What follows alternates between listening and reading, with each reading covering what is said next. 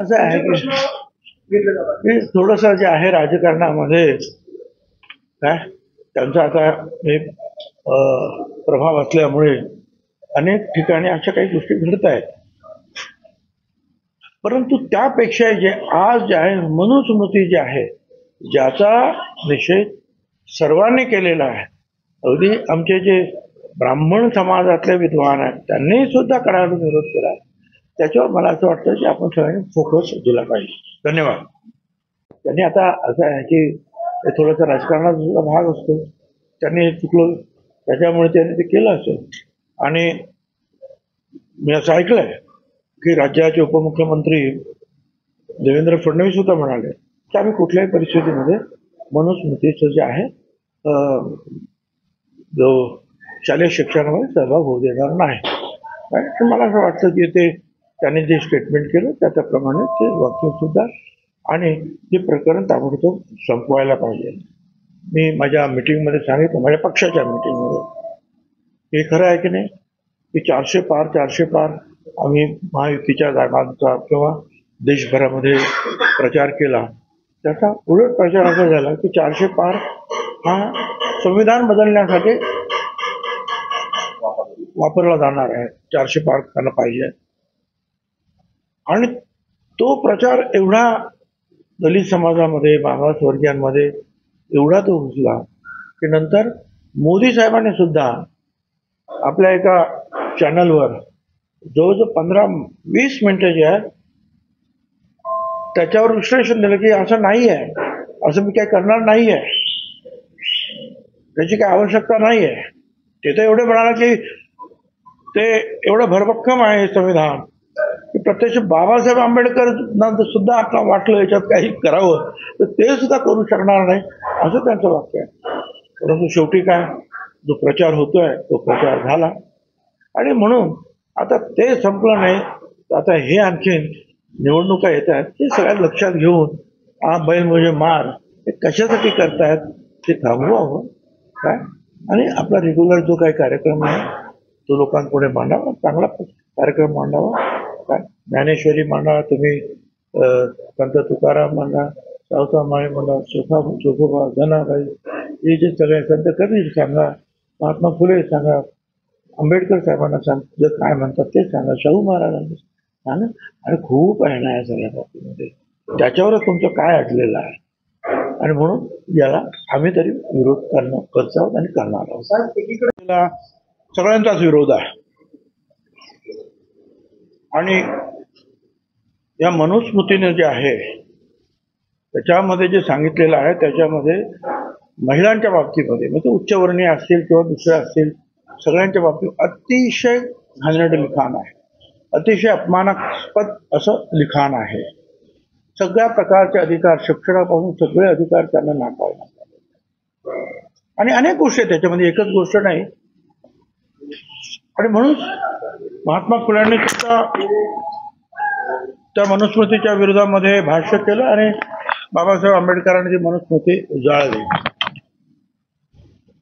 याच्यामध्ये एक मराठी अनुवाद सुद्धा केलेला आहे. वेदशास्त्र संपन्न विष्णुपंत विष्णुशास्त्री बापट वाचा, त्याच्यामध्ये काय लिहिलेलं आहे मराठी, नाही संस्कृत आपल्याला आवडत.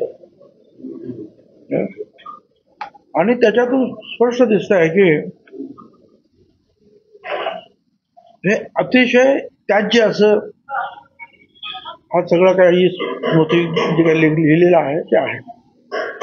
आणि या मनुस्मृती मेघातिथी, सर्वज्ञ नारायण, कुल्लक भट, राघवानंद सरस्वती, नंदन, रामचंद्र, गोविंदराज, श्री माधवाचार्य, धरणीधर, श्रीधर स्वामी, रुचिदत्त, विश्वरू, भोजदेव, भारूची अशा 14 महापंडितांनी जे आहे त्याच्यावर टीका केलेली आहे अतिशय अभ्यासपूर्ण. आचार्य नरहर कुरुंदकर, डॉक्टर प्रदीप गोखले, डॉक्टर आह साळुंके, भदंत आनंद कौशल्यायन यांनी सुद्धा याचा विरोध केलेला आहे आणि निषेध केलेला आहे सगळ्या गोष्टींवर.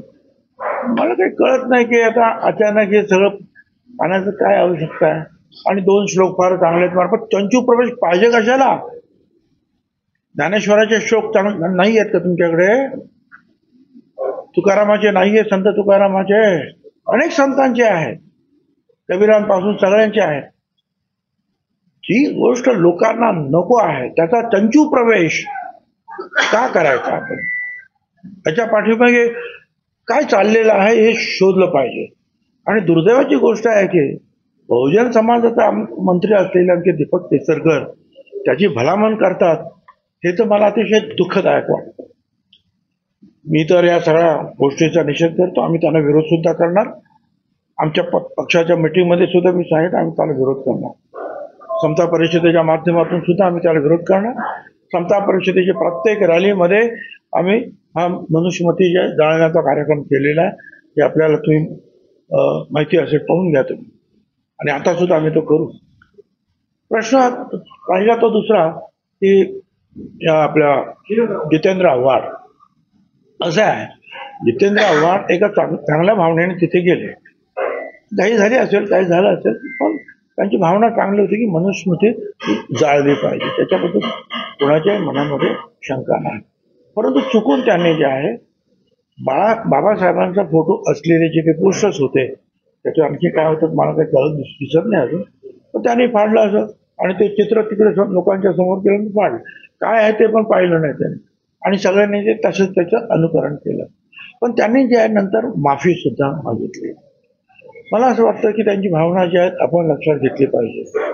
केवळ ते आमच्या विरोधी पक्षातले आहेत म्हणून त्यांना त्याच्यावर टीका करण्यात अर्थ नाही. आणि त्यामुळं जे आहे हा मूळ मुद्दा जो आहे की आम्हाला मनुस्मृतीचं जे आहे चंचू प्रवेश नको आहे शिक्षणामध्ये, हा फोकस दूर होईल. आणि फक्त तो जितेंद्र आव्हाड जितेंद्र आव्हाड जितेंद्र आव्हाड हे सगळं सुरू होईल. आणि म्हणून माझे आपल्या सगळ्यांना जे आहेत बहुजन समाजातले आणि या मनुस्मृतीला विरोध करणारे जेवढे म्हणून आहेत, दलित समाजाचे असतील, आदिवासी असतील, ओबीसी असतील, मराठा असतील, ब्राह्मण समाजातले असतील, महिला सगळ्या टोटल, या सगळ्यांनी जे आहे या गोष्टीवर लक्ष दिलं पाहिजे की मनुस्मृतीचा चंचू प्रवेश शालेय शिक्षणात नको. बाकीचं जे आहे, नाहीतर आपण भलत्याच ठिकाणी जे आपला फोकस डायव्हर्ट होईल. राज्यभरामध्ये